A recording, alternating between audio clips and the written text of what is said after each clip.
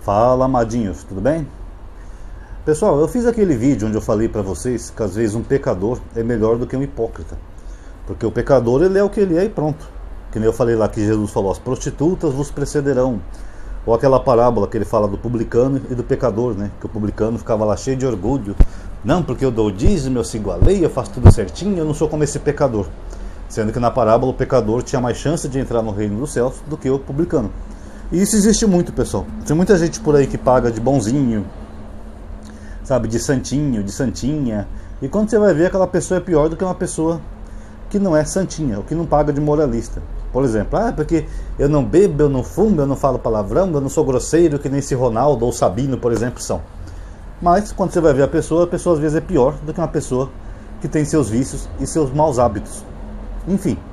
Aí uma pessoa perguntou para mim no privado, pessoal no WhatsApp, por que a Bíblia fala então, em 1 Pedro, que é uma citação de Levítico 20, que fala assim: sede santos porque o Senhor é santo.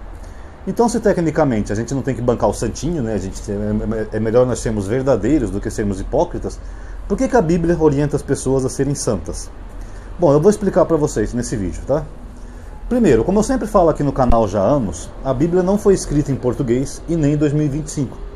Às vezes você pega um termo na sua Bíblia moderna que quando o autor escreveu não tinha esse mesmo sentido, que nem, por exemplo, a palavra Satanás. Quando os autores estavam lá escrevendo a Bíblia, eles não tinham a concepção de um ser espiritual ou metafísico, tanto que esse termo é usado para qualquer pessoa. Salomão, por exemplo, Deus levantou para ele um Satanás, Ben-Hadad, o rei da Síria. Era um ser metafísico espiritual? Não, era só um rei inimigo. E assim por diante. Então, pessoal, quando a gente estuda a Bíblia, na parte da exegese, a gente tem que dar uma analisada no que o termo significava na época em que foi escrito. Inclusive a palavra exegese quer dizer isso, quer dizer você buscar aquilo que o autor quis transmitir, você buscar do texto, você extrair do texto. E a palavra santo, que é kadosh em hebraico, ela não significava santo no sentido que nós temos em português. No português moderno, até porque o Brasil teve uma grande influência cristã católica, quando alguém fala santo, a pessoa associa geralmente a santos católicos. São aquelas pessoas que viveram na terra, que não cometeram nenhum tipo de pecado e dedicaram sua vida toda a Deus rezando, né? Você tem até aquelas imagens de santo assim. É assim que passa na mente das pessoas. Só que na verdade isso não é o mesmo conceito dos autores da Bíblia. Até porque se você pegar a história da Bíblia hebraica, por exemplo, você vai ver várias pessoas e até o próprio povo judeu cometendo vários e vários pecados muitas vezes. A Bíblia não esconde os pecados dos seus personagens. Que nem lá em Grabrá, que abusaram da mulher do Levita a noite inteira, depois cortaram ela em 12 pedaços. Ou, por exemplo, o rei Davi, que pegou lá Batseba, depois mandou o marido dela para a guerra, e assim por diante. A Bíblia não esconde que todos aqueles homens tiveram pecados.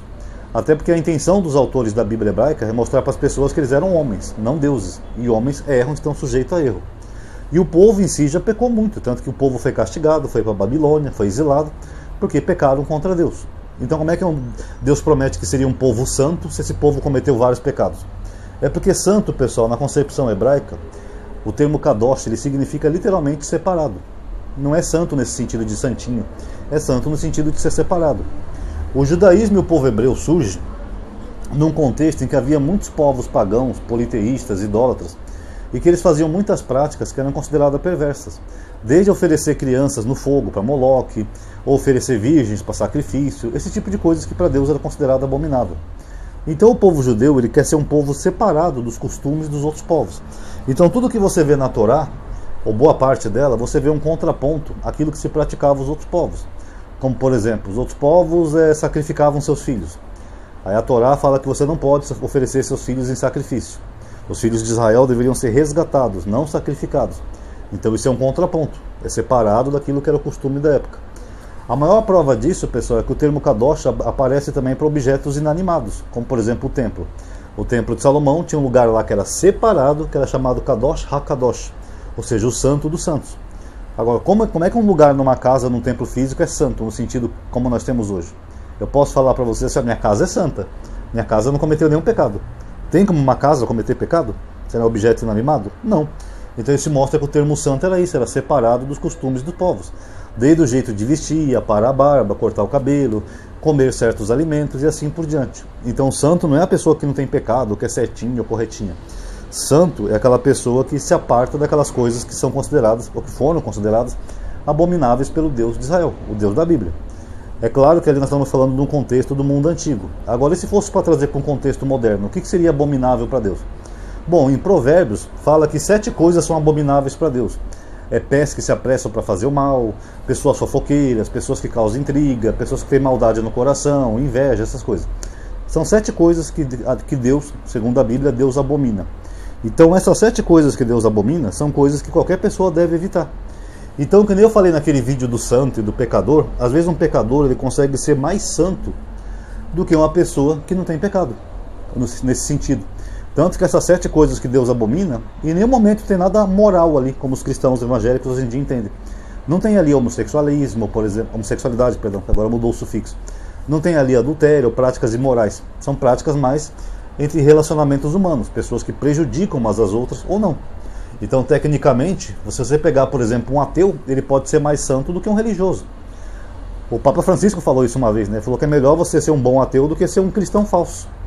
Aquela obra que eu gosto de citar para vocês, O Santo que não acreditava em Deus, né? De João Ubaldo Ribeiro, também o autor quer mostrar que o ateu ele era mais santo do que os religiosos. Porque para ser santo, você não tem que ser aquela pessoa que fica rezando todo dia, louvando a Deus e não sei o que, alabachura de cantas nébia. Você tem que ser uma pessoa separada das maldades e das coisas ruins do mundo. Quando eu falo maldades, é maldades no sentido de você prejudicar o próximo. Não no sentido moral, que nem Jesus falou, as prostitutas vos precederão. Porque prostituição é uma coisa moral, mas ela não está fazendo mal para ninguém. Então, nesse sentido, uma pessoa ateia pode ter mais chance até do que uma pessoa que é religiosa ou frequenta a igreja o tempo todo.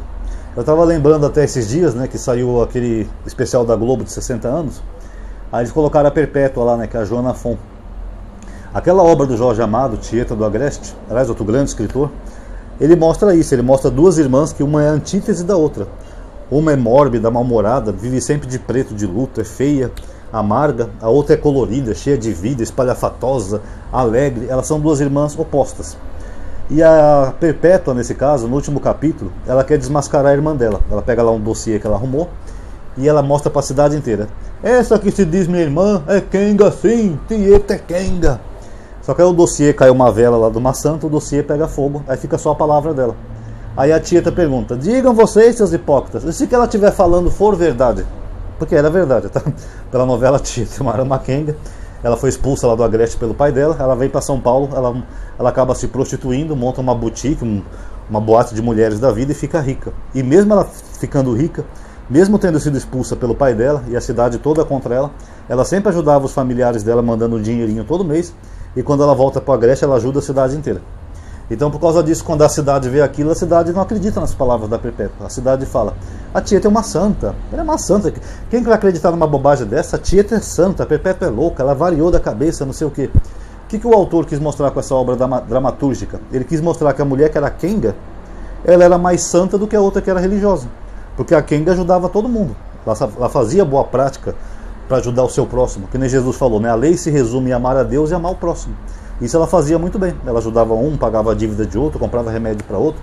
O que ela pudesse fazer, ela ajudava, ainda que o dinheiro viesse de prostituição. Já a outra, que era toda beata, rigorosa, corretinha, vivia na igreja, essa outra não ajudava ninguém. Tem dado momento da novela que ela faz uma outra personagem quase morrer de fome, porque ela proíbe o mercado de vender comida para ela. Essa era religiosa. É que nem a parábola do fariseu e do publicano, né? O fariseu acha que é santo, mas na verdade ele é pior do outro, que é o pecador. Então talvez essa obra do Jorge Amado tentou transmitir isso, através da dramaturgia. Então ser santo não é você ser rato de igreja, você ficar orando 24 horas por dia, você ficar falando em língua, essas bobagens todas. Ser santo é você ser uma pessoa que se aparta das maldades do mundo, e eu não estou falando de coisas morais, mas eu falo da prática do mal. Você querer prejudicar o seu próximo, fazer o mal para o seu próximo, irritar o seu próximo, tudo que envolve você prejudicar o seu próximo. Mas você ser uma pessoa pura e boa com você mesmo e com os outros. Uma pessoa que tem a capacidade de fazer o bem, tem a capacidade de ser altruísta, mesmo não esperando recompensa nenhuma do outro lado. Isso é ser uma pessoa santa. Então quando a Bíblia fala sede santos ali em Levítico, ela está falando para o povo hebreu não se misturar com as barbaridades e as maldades que esses outros povos cometiam. Sejam separados. Vocês têm que ter uma elevação superior. É basicamente isso, tá bom? Então tá aí, galerinha. Quem gostou do vídeo já sabe, dá um like aí, que isso aí vai ajudar a aumentar a atividade e alcance. Se inscreve no canal e ativa o sininho. Compartilhe o vídeo nas redes sociais para as pessoas verem, tá? Que isso vai ajudar bastante. E comenta também qual é a sua opinião. Isso é muito importante. Muito obrigado a todos aí que assistiram. Até a próxima.